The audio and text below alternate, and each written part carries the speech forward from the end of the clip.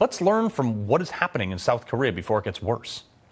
Seamus Bruner, Director of Research at the Government Accountability Institute and author of *𝐸𝑜𝑙𝑖𝑔𝑎𝑟𝑐ℎ𝑠: Exposing the Billionaire Class, Their Secret Deals, and the Plot to Dominate Your Life, which, ironically, they all lean towards communism, Seamus.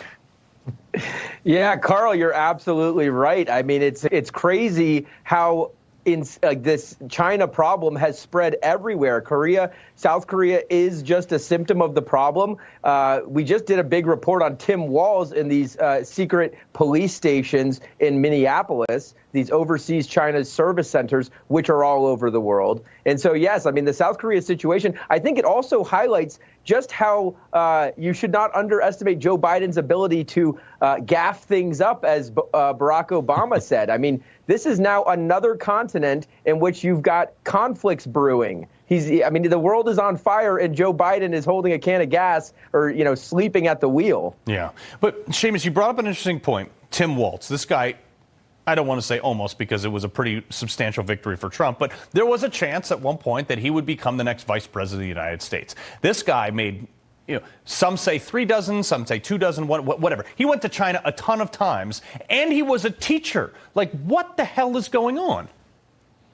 Yeah, that's right. He invited Chinese diplomats to his gubernatorial inauguration. He was giving speeches to China's United Front Group organizations throughout Minneapolis. There are still these service centers all over the United States that are operating. You showed the one that was busted in New York City, but China is operating with impunity within our country. Yeah, and people don't get it. The other thing they don't get, I want to put up this picture of North and South Korea again. Okay, so if you see that dark landmass between South Korea and China, there's no lights on except in Pyongyang, which is the capital where Kim Jong-un is. I mean, this is unbelievable that people, you can see this, you can Google this, you can go online and look at it and say, wow, North Korea is a disaster. They don't even have crickets at night because people are eating them because they're in such starvation.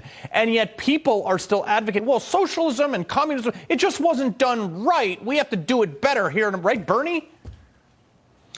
Yeah, that's right. And I mean, even the upcoming stars, you mentioned AOC and her progressivism, but Gavin Newsom in California, who many think is going to run in 2028, he's got some of the worst ties to China of all of them. We're going to be breaking some big news on him in the coming weeks. Ooh, yeah, and he also, which is interesting, he won't clean the streets of California up for his own people, but he made that place immaculate when Xi Jinping, the Chinese president, came over there. And I was blown away by it. I was like, why in the world are you putting on a parade for this guy? Yeah, that's exactly right. I mean, he comes from San Francisco, Gavin Newsom, and there's a huge Chinese American population there, expat country, a lot of dissidents, good Americans now who are critical of China, but there are so many operatives in China. I mean, Dianne Feinstein, the late Dianne Feinstein was Gavin's mentor. She had a chauffeur who was a Chinese spy for 20 years. You've got Eric Swalwell, who was with Fang Fang, on camera getting compromised.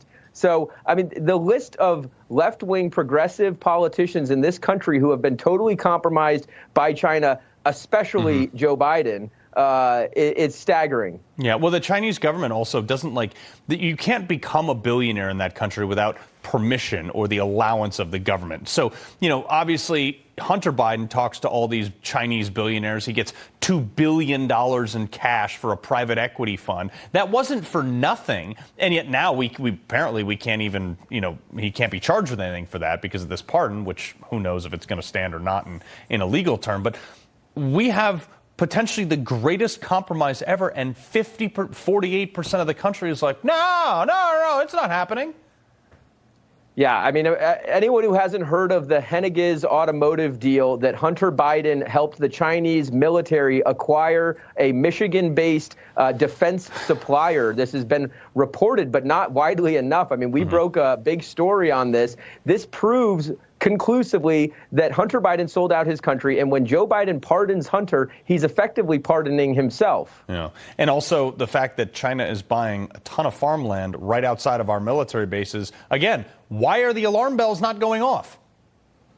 Yeah, I mean, we could spend the whole hour on the fentanyl and the COVID that they exported here while they were cornering the supply market and not telling anybody about it.